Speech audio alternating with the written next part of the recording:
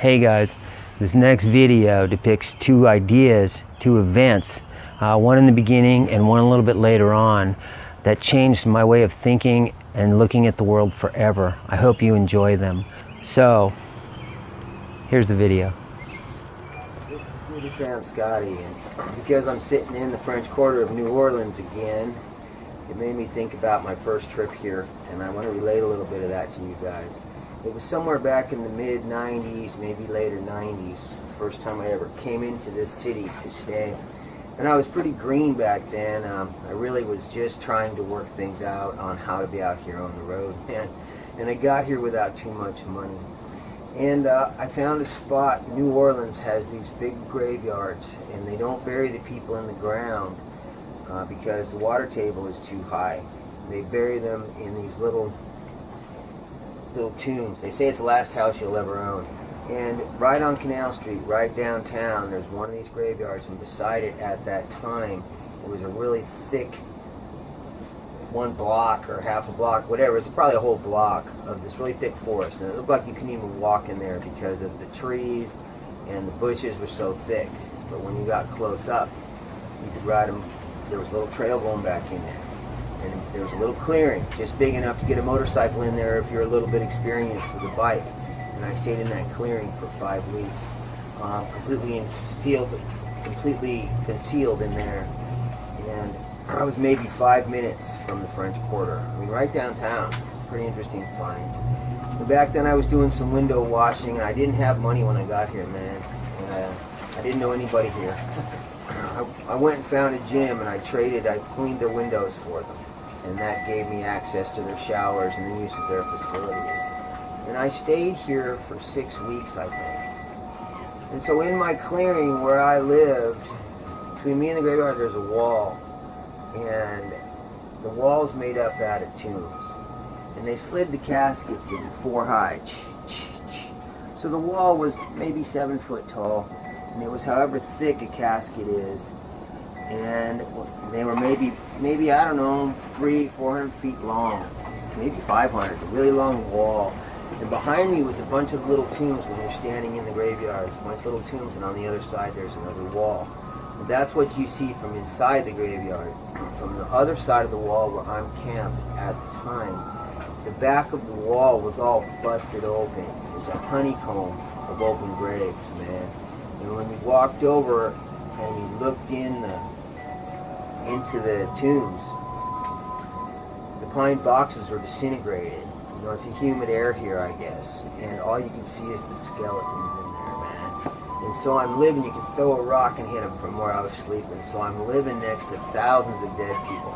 And I would come home at night and I'd be like, "Good night, boys," because I'm living next to all these dead people. But living next to them really changed the way I saw things. I walked over to one of the tombs one day and I pulled a bone out of somebody's thigh and I held it in my hand. And I thought to myself, you know, this person has been dead for over 100 years. All those people in there have been in there like that long. And everybody that ever knew them is gone, is long gone. And without a faceplate, because they had plates on the front that were like headstones, most of those were gone. Without a faceplate or a headstone to mark this grave, there's nobody in this world who knows or even cares if this bone belonged to a man or woman. Their entire existence was completely wiped out. Everything they did in their life was completely gone and forgotten. As forgotten as my great-great-great-grandfather, who I have no clue who he was or what he did or where he was buried. You know, I have no idea. This brought me 2 little revelations. And one was, don't take life too seriously. Because on 100 years, who's going to give a shit? All new people, we're all gone. I had thought at one point that I would work to climb to the top of this, to build this empire and climb to this plateau where I would live happily ever after. And at that point, I realized the plateau was in the hole. And the other thing that came to mind was, life is very short. And every dog has his day. Yours and mine is right now, and it's not going to last. So if there's anything you want to do, you best do it, man. So I stayed in New Orleans for 6 weeks, and I began to meet people. And a whole lot of interesting things happened. There's so many things going on in the city, and I was a young man back then. I wanted to get out and do it all. And I began to go to, they have festivals any Monday night here, probably looks like New Year's Eve in an average town. So, and there's all kinds of motorcycle action. I began to meet a lot of people. At a little rally that I went to, I think it was at the Strawberry Festival I went to or something. There was all these adventures that happened. But I met a guy, Nausea, a black guy. I mean, New Orleans is at least half black. But he's pretty tall. He's 6'2". He stands up, his dreadlocks hit the ground. They drag on the ground now, and they're all white now. Back then they were dark. And he has to carry them in this hemp bag when he rides or when he walks. And he told me, the Rasta believe that your hair is the antenna to pick up the wavelengths of God. We had quite a few adventures. We began to like each other. We went to the Jazz Fest together.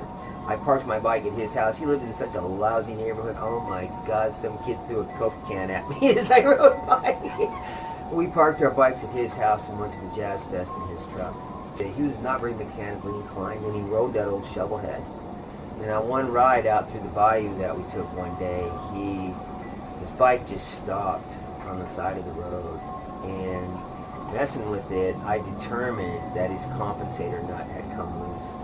And I had the socket to fit it, but I didn't have the ratchet, the bar. And he had the bar, I do now, but he had the bar. And so we put it back together there. One of the things that happened was I ran out of money. I got just too low, and I had to go looking for a job. And I was stretching every penny I had, man. And you know, I was in the roofing business a long time, and I'm a young guy back then in my 30s, and I got a job working for this guy Butch, and he was like a remodel contractor, additions and stuff. In this area of the city here, these houses, the one I'm sitting in front of here was built in 1810. They're constantly working on them to hold them together.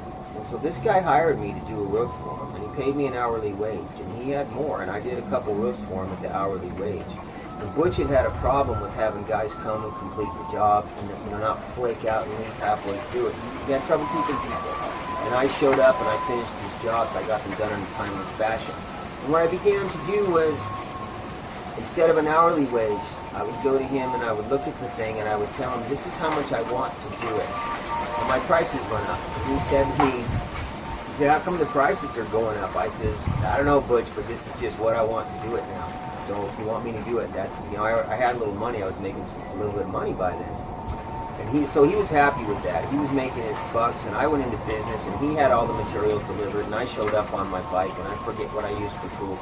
And I did his damn jobs, and I'm really good, and they came out nice, they were clean, and he was happy.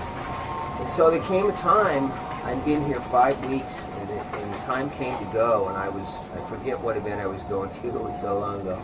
But I was going to do something else, and Butch was like, Scotty, I have a lot more work for you, and I'll even pay you a little more if you'll stay and work at it. And I had this choice, you guys. I had this dilemma. Go for the money or go do the things I loved. And in the past, a lot of times I would go for the money, for the security. We all have a fear of destitution. I mean, that stops so many from doing the things that they would want to do, and it has hindered me as well.